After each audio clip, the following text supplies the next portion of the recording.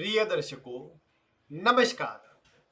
आज मैं आपको एक अत्यंत महत्वपूर्ण लेकिन उपयोगी सूत्र बताने वाला हूं। ये एक ऐसा सूत्र है जो आपकी कुंडली में जिस भाव से संबंधित मिल जाता है, उस भाव से देखे जाने वाले सुखों को ये योग बढ़ाने का कार्य करता है। विशेषकर ये दो ग्रहों की युति से बनता है। जब दो ग्रह एक साथ आकर बैठ जाते हैं, तब जाकर के ये इस योग का निर्माण हो जाता है। अब आपकी कुंडली में किस भाव से इस योग का निर्माण हो रहा है, वही इस बात को निश्चित करेगा कि इस योग का आपके जीवन में कितना अच्छा असर रहने वाला है। आपके जीवन में ये योग किस भाव से कितना अच्छा प्रभाव देने वाला है। ये योग आपके धन भाव से जुड़ा हो सकता है, ये योग आपके दाम्पत्य जीवन से जुड़ा हो सकता है, आपके भाग्य से जुड़ा हो सकता है, यानी किसी भी भाव से जुड़ा हुआ हो सकता है।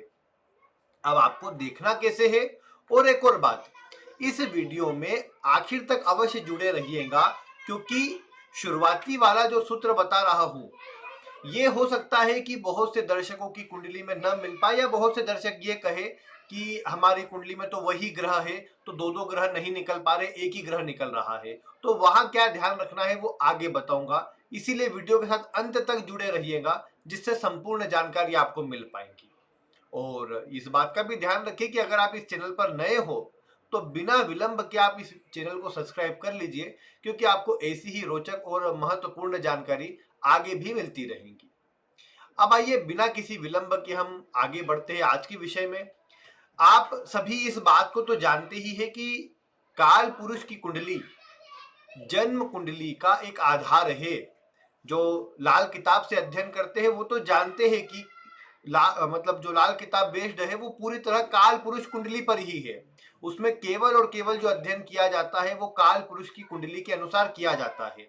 अब आज का विषय कोई लाल किताब से जुड़ा हुआ नहीं है, लेकिन आज का जो विषय है वो काल पुरुष की कुंडली से जुड़ा हुआ है। काल पुरुष की कुंडली जिन्हें नहीं पता उन्हें बता दूं कि जो मेष लग्न की कुंडली होती है, जो 1 नंबर से प्रारंभ होती है, उसी कुंडली को काल पुरुष की कुंडली कहा जाता है।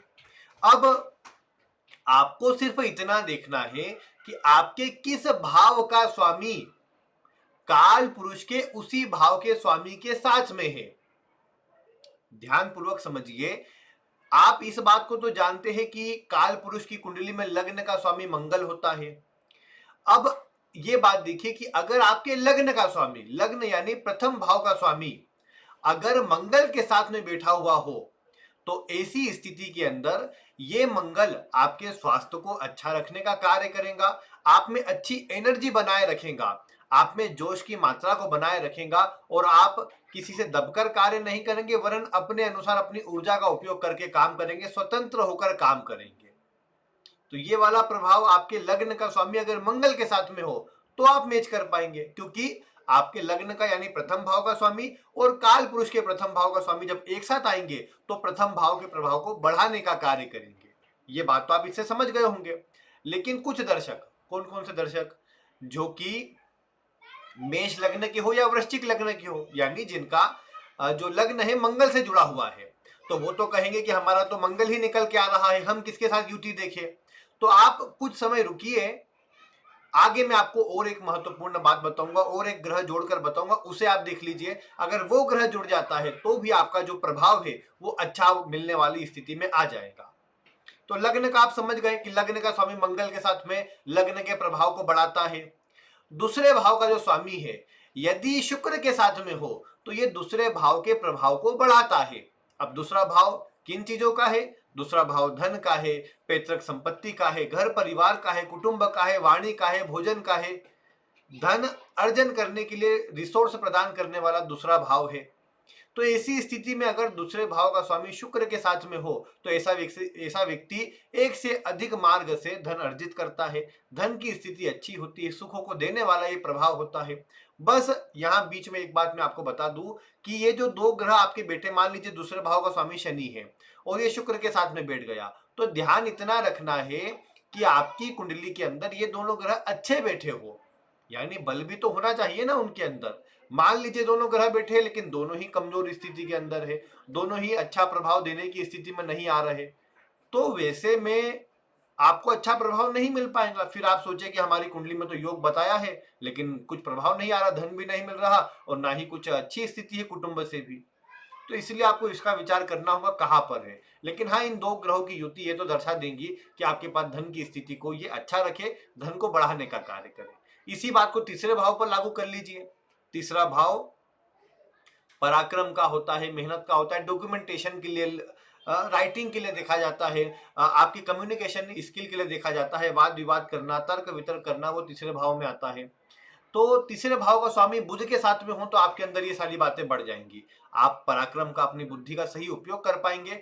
सब कॉन्शियस माइंड को तीसरे भाव से देखते हैं तो आप अपनी बुद्धि का, जो आपका माइंड मतलब बताता है एक्टिव रह करके क्या करना है, कैसे करना है, उस स्थिति को भी ये कहीं ना कहीं तीसरा भाव बुध के साथ में तीसरे भाव का स्वामी होकर के एक्टिव रखता है, पूर्वाभास की क्षमता देता है। इस तरह की बातें यहाँ पर तीसरे भाव से बढ़ जाती है अगर तीसरे भाव का स्वामी बुध के साथ में हो तो। आपकी हॉबी से जुड़े कार्य के अंदर रुचि बढ़ती है या उससे जुड़े कार्य के अंदर आप में कोई आर्टिस्टिक गुण हो, कोई कला हो, डांसिंग, पेंटिंग, ड्राइंग, ऐसी कुछ भी अलग हो सकती है, लेकिन इस तरह की कला भी आपके अंदर हो, ये भी संभव है। फिर इसके बाद अगर आपकी कुंडली के अंदर चतुर्थ भाव का स्वामी चंद्रमा के साथ में हो तो आपको भूमि, भवन, वाहन जैसे सुखों को देने का कार्य करेगा। अब यहाँ पर कुछ दर्शकों के मन में प्रश्न आ सकता है कि मान लीजिए शनि अगर चतुर्थ के स्वामी और वो चंद्रमा के साथ में आ गए तो फिर तो भी ये बात तय है कि आपको भौतिक सुख संसाधन सभी प्रकार के मिलेंगे, भूमि, भवन, वाहन के सभी सुख आपको प्राप्त होंगे। लेकिन ये संभव है ना कि कुछ मानसिक चिंता भी रहे, तो वो अपनी तरफ है। लेकिन हाँ, जो चतुर्थ का इन्होंने फल बढ़ाना है तो आपको सुखों को तो देना है, इन ग्रहों ने जुड़ करके जनता से जोड़ना है, लोगों के लिए आप काम करें, इस तरह के कार्यों में जोड़ना है, ये भी देखने को मिलेगा। पंचम का स्वामी सूर्य के साथ हो तो पद प्राप्ति, मान सम्मान, ये सब दिलाने का कार्य करता है। आपकी शिक्षा के लिए अच्छा होता है, शिक्षा में आपको अच्छा एक रुचि या फिर एक अच्छा ज्ञान, देखिए शिक्षा अलग है, ज्ञान अलग है, लेकिन आपको एक अच्छा ज्ञान प्रदान करता है, व्यवहारिक भी, और मैं कहूँ कि अगर शिक्षा के दृष्टिकोण से भी ज्ञान देखे तो वो भी प्रदान करने का कार्य पंचम का स्वामी अगर सूर्य के साथ में हो तो प्रदान करता है। मतलब मेधावी बनाता है, एक प्रकार से ये बोल सकता हूं मैं। छठे का स्वामी अगर बुध के साथ में हो तो भी ये स्थिति बनाता है, आपको कंपटीशन वगैरह में सफलता दिलाने का कार्य करता है, आपकी परेशानियों से आपको बाहर निकालने के लिए अवसर देता है, आप रिस्क लेते हैं, चैलेंजेस का सामना करते हैं, ये प्रवृत्ति आपके अंदर लेकर के आता है। इसके अलावा सप्तम का स्वामी यदि शुक्र के साथ में हो तो जीवन साथी के साथ में विवाह के लिए, मतलब वैवाहिक स्थिति के लिए, और साथ ही साथ आपके वैवाहिक जीवन के लिए ये एक अच्छा योग कहा जा सकेगा। इस योग के चलते आपका जीवन साथी आपको सपोर्ट करने वाला मिले, आपका साथ देने वाला मिले, ये बातें आपको देखने को मिल सकती है। इसके अलावा यहाँ पर मैं ये बोल सकता हूँ कि सप्तम का स्वामी व्यापार भी दर्शाता है, तो व्यापार के लिए, व्यापारिक गुणों के लिए ये प्रभाव अच्छा रहेगा। व्यापार में उन्नति के लिए, डेली बेसिस पर होने वाली इनकम के लिए ये योग बहुत ही बढ़िया रहेगा जब सप्तम का स्वामी शुक्र के साथ में होगा तब। अब अष्टम भाव का स्वामी मंगल के साथ में या केतु के साथ में हो तो आप गुण विषयों में, रहस्यमय चीजों में आप जुड़ना चाहे, आप मैं ये कहूँ कि रिसर्च भी करना चाहे, आप आकस्मिक लाभ के लिए भी कोशिश करें, इस तरह की प्रवृत्ति दे सकता है। धार्मिक भी और आध्यात्मिक स्थिति में भी आपको आगे बढ़ाने का कार्य करे, ये भी संभव है। आप रिसर्चर प्रवृत्ति के भी हो जाए, ये भी यहाँ पर संभव है। थोड़ा संघर्ष करना पड़ सकता है, आयु के लिए अच्छा है, लेकिन ये कहा जाएगा कि अष्टम भाव से जो अन्य चीजें देखते हैं उनके प्रभाव को भी ये बढ़ाएगा। नवम का स्वामी अगर गुरु के साथ में हो तो यह विशेष महाभाग्यशाली योग के रूप में आ जाता है, क्योंकि सीधी सी बात है कि नवम का स्वामी अगर गुरु जैसे ग्रह के प्रभाव में आ जाएगा और उसके साथ में आ जाएगा तो कहने की बात नहीं कि आपके भाग्य की उन्नति को ये ग्रह बढ़ाने का कार्य करेगा, आपको धार्मिक क्षेत्रों से भी जोड़कर रखेगा, ईश्वरीय कृपा भी आपको प्रदान करेगा, और इन सभी के बलबूते पर आप अपने जीवन में अपने अपने कार्यों के द्वारा, अपने अच्छे कर्मों के द्वारा जीवन में सफलता अर्जित कर पाएंगे, ये आपको देखने को मिलेगा। इसी बात को दशम भाव पर लागू करें तो दशम का स्वामी यदि शनि के साथ में हो तो आप इस बात को देख पाएंगे कि आपके जीवन काल में ये आपको करियर में मान सम्मान, उन्नति, सफलता दिलाने वाला योग निर्मित कर देगा। जरूर शनि मेहनत कराने वाले ग्रह बनते हैं तो दशमेश का शनि के साथ में होना अधिक मेहनत के योग को बढ़ा देता है, मेहनत ज्यादा करना पड़ती है इसी स्थिति के अंदर। लेकिन इतना कहा जाएगा कि शनि के साथ में जब दशमेश आ जाएगा तो भले आपकी सफलता की रफ्तार धीमी रहे, लेकिन बड़ी सफलता, अच्छी सफलता ये शनि आपको दिलाने का कार्य करेंगे। अब यही बात मान लीजिए अगर 11वें भाव का जो स्वामी होता है वो शनि या फिर राहु के साथ में हो तो आपके जीवन काल में ये भी उन्नतिदायक स्थिति बनाता है, ये भी आपकी इच्छाओं को पूरा करने का कार्य करता है, आपके सोशल सर्कल में बड़े बड़े लोगों से आपकी पहचान को बढ़ाता है और एक से अधिक मार्गों से इनकम के योग ये भी बना देता है। 12वें भाव का स्वामी गुरु के साथ में अगर बैठा हुआ हो तो ये आपको परोपकारी, दानी, दूसरों की सेवा करने वाला, भोग विलास पर भी खर्च करने वाला, दूसरों की सहायता पर खर्च करने वाला बनाता है। विदेश की यात्रा के लिए भी ये योग अच्छा होता है, विदेश से जुड़ने के लिए भी ये योग अच्छा होता है। अब इतना तो आप समझ गए कि 12 भावों के स्वामी काल पुरुष के 12 भावों के स्वामी के साथ किसी भी प्रकार से योग में आ जाएंगे तो निश्चित सी बात है कि ये ग्रह आपको उस भाव से जुड़ा अच्छा प्रभाव देंगे जो मैंने अभी आपको एक एक करके बताया।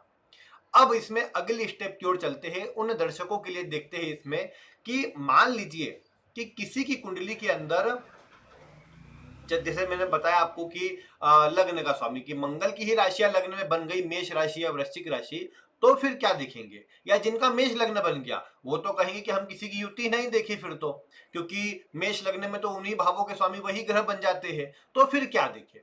ये जिन पिछले मतलब जो दर्शकों के लिए बताया उनके लिए भी है और मेष राशि या फिर जिनकी कुंडली में उसी भाव में, जैसे वृश्चिक लग्न की बात करें सप्तम भाव में शुक्र की ही राशि आती है, तो मैंने कहा सप्तमेश का शुक्र के साथ में होना, अब शुक्र शुक्र के साथ में तो हो नहीं सकता, तो वहां पर क्या देखना है, क्या स्थिति का विचार करना है वो मैं आपको बताता हूं, उसे समझिए। ये सभी के लिए वैसे सूत्र, बाकी उनके लिए विशेष है जिनकी कुंडली में मेष लग्न है या फिर जिस भाव की चर्चा करी उस भाव का स्वामी वही ग्रह बन जाता हो, जैसे दशम की चर्चा करी दशम का स्वामी शनि ही बन जाए तो फिर आपको अभी इस वाले सूत्र को भी मिला लेना है। अब क्या देखना है आपको? अब आपको यह देखना है कि आप हर भाव के कारक ग्रह को जानते हैं, हर भाव में कौन सा ग्रह कारक होता है, तो आप ये देखिए कि आपकी कुंडली के अंदर क्या वो कारक ग्रह आपके उस भाव के स्वामी के साथ में है। मान लीजिए लग्न में कारक, कारक मतलब मान सम्मान के दृष्टिकोण से कहूंगा तो सूर्य को माना जाता है।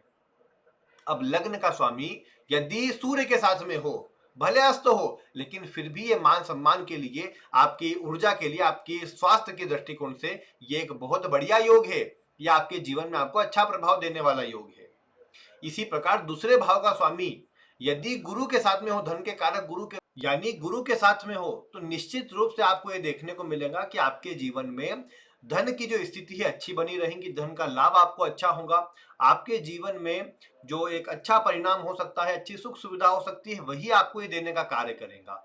इसके अलावा तीसरा भाव पराक्रम का होता है, तो पराक्रम के लिए मंगल कारक होता है, तो मंगल के साथ में अगर आप देखते हैं तीसरे भाव का स्वामी है तो आप पराक्रमी होंगे, मेहनती होंगे, हॉबी वगैरह से जुड़ी चीजों पे जाएंगे तो बुध का ही वहां पर प्रयोग देखना पड़ेगा, या फिर जर्नलिज्म वगैरह के लिए भी बुध और मंगल दोनों का कनेक्शन देखना पड़ेगा। चतुर्थ भाव का कारक शुक्र होता है, अगर चतुर्थ का स्वामी शुक्र के साथ में हो तो ये भूमि भवन वाहन से जुड़े सुखों को दिलाने वाला होगा, फिर भले वो स्वामी कोई भी ग्रह बन जाए, लेकिन चतुर्थ का स्वामी शुक्र के साथ में होकर भौतिक सुख संसाधन के लिए बढ़िया योग बनाता है। पंचम का कारक यदि आप संतान के दृष्टिकोण से देखेंगे तो गुरु होते हैं, तो पंचम का स्वामी गुरु के साथ में होकर के आपको संतान की स्थिति अच्छी करके देता है, संतान का सुख आपको दिलाता है। यही पंचम का मतलब व्यवहारिक ज्ञान के लिए भी गुरु का प्रभाव अच्छा है। शिक्षा के दृष्टिकोण से, एजुकेशनल नॉलेज के दृष्टिकोण से पंचम का स्वामी यदि बुध के साथ में होगा तो उसे ज्यादा अच्छा कहा जाएगा एजुकेशन आदि प्रदान करने के लिए। बाकी सूर्य के साथ में होगा तो पद, मान सम्मान, पदोन्नति आदि के प्रभाव के लिए देखा जाएगा। छठे का कारक मंगल ही होता है, शनि भी होता है, तो मेनली मंगल, अगर आपको किसी को दबाना हो, शत्रु पर विजय प्राप्त करने के लिए, रिस्क लेने के लिए, वहां मंगल का प्रभाव अगर छठे भाव के स्वामी के साथ में हो तो वो अच्छा रहेगा। लेकिन शनि का प्रभाव नौकरी में स्थिर रूप में आगे बढ़ने के लिए, नौकरी में अच्छा नाम बनाने के लिए आपको प्रभाव अच्छा देगा, यह आपके लिए कहा जाएगा। इसके अलावा यहाँ पर अगर सप्तम का स्वामी, देखिए सप्तम का कारक तो शुक्र ही होता है, अब सप्तम का कारक शुक्र ही है, तो ऐसे में आपको सिर्फ इतना ही विचार करना है कि यदि सप्तम का स्वामी शुक्र के साथ में होगा तो आपकी कुंडली के अंदर ये विवाह की स्थिति को अच्छा करने का प्रयास करेगा, विवाह की स्थिति को अच्छा करेगा।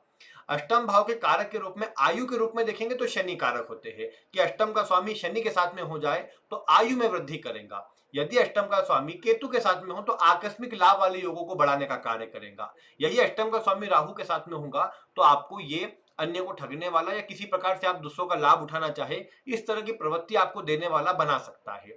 इसी को आगे बढ़ा करके यदि आप देखें कि अगर आपकी कुंडली के अंदर नवम का स्वामी यदि गुरु के साथ में हो, तो गुरु ही है, क्योंकि भाग्य के कारक भी गुरु ही होते हैं, तो गुरु के साथ में होगा तो ही आपको भाग्य का अच्छा प्रभाव मिलेगा। यही अगर केतु के साथ में होगा अगर नवम का स्वामी, तो ये आपको धार्मिक क्षेत्रों में उन्नति के लिए बढ़िया प्रभाव प्रदान करेगा, धार्मिक उन्नति के लिए अच्छा कहा जाएगा। यही अगर दशम का जो स्वामी है, ये देखिए दशम के 4 कारक होते हैं, सूर्य, बुध और साथ में आपका गुरु और शनि। अब ये 4 कारक है, अब शनि के साथ में होंगे तो आपके कर्म के अंदर अच्छा प्रभाव देंगे, ये तो हो गया ओवरऑल। अब सूर्य तब लेना है आपको, दशम का स्वामी सूर्य के साथ में तब अच्छा प्रभाव देगा यदि आप गवर्नमेंट से जुड़े किसी क्षेत्र के अंदर है। दशम का स्वामी यदि गुरु के साथ में हो और आपका काम बौद्धिक काम है, किसी को सलाह देना, ज्ञान देना, परामर्श आदि से जुड़ा कोई भी आपके काम है, तो ये गुरु आपको अच्छा प्रभाव देंगे करियर के अंदर। यदि आपका काम वाणी से जुड़ा है, आप शिक्षा से जुड़े किसी फील्ड में है, आपका मैनेजमेंट वाला काम है, फाइनेंस वाला काम है, तो दशम के स्वामी का बुध के साथ में होना ज्यादा अच्छा प्रभाव आपको प्रदान करेगा। 11वें भाव का स्वामी यदि राहु के साथ में हो, या क्योंकि राहु ही आपकी इच्छा पूर्ति, लाभ को बढ़ाने वाला, अब चूंकि लाभ के लिए कारक के रूप में भी आप गुरु को ले सकते, अपना राहु को ही ले सकते हैं, लाभ बढ़ाने वाले ग्रह के रूप में वही आता है। बाकी गुरु भी चूंकि कारक होते हैं, इच्छा पूर्ति के कारक नहीं, लेकिन राहु का प्रभाव सबसे अधिक उसमें लिया जाएगा। 12वें भाव में अगर भोग आदि की बात करेंगे तो 12वें भाव में आपको शुक्र लेना है। विदेश की यात्रा के लिए राहु शुक्र इन 2 ग्रहों को आप ले सकते हैं कि यदि 12वें भाव का स्वामी शुक्र के साथ में हो तो हवाई यात्राएं भी, 12वें भाव का स्वामी अगर शुक्र के साथ में हो तो भोग विलास पर खर्च भी, राहु के साथ में हो तो विदेश से जुड़ना, विदेश से काम करना, केतु के साथ में हो जाए तो आध्यात्मिक दृष्टिकोण से अच्छा होगा, गुरु के साथ में भी हो तो परोपकार या आध्यात्मिक दृष्टिकोण से अच्छा होगा। तो ये मैंने आपको 12 भावों की ओवरऑल जानकारी दी, जिसमें मैंने आपको बताया कि आपकी कुंडली के किसी भाव का भी स्वामी उस काल पुरुष के स्वामी से या फिर उस भाव के कारक से अगर जुड़ जाता है तो आपको अपने जीवन काल में उस भाव से जुड़ी बातों में, उस भाव से जुड़ी स्थिति में अवश्य अच्छा प्रभाव प्रदान होगा। अगर ये ग्रह और अधिक बलवान हुए तो पूर्ण रूप से अच्छा प्रभाव मिलेगा, जिसका आप अपने जीवन में अच्छा सुख भी उठा पाएंगे और अपने जीवन को सुखमय व्यतीत भी कर पाएंगे। तो ये था आज का विषय। उम्मीद है आपको कुछ नवीन जानकारी मिली होगी। आप अब इतना बताइए कि आपकी कुंडली में कौन सा भाव का स्वामी काल पुरुष के स्वामी के साथ में है या किस भाव के कारक के साथ में है। आप इतना बताने का कार्य वीडियो के कमेंट में अवश्य कीजिए। कोई प्रश्न हो तो भी आप कमेंट कीजिए। बाकी आज की वीडियो में इतना ही। वीडियो देखने के लिए आपका बहुत बहुत धन्यवाद।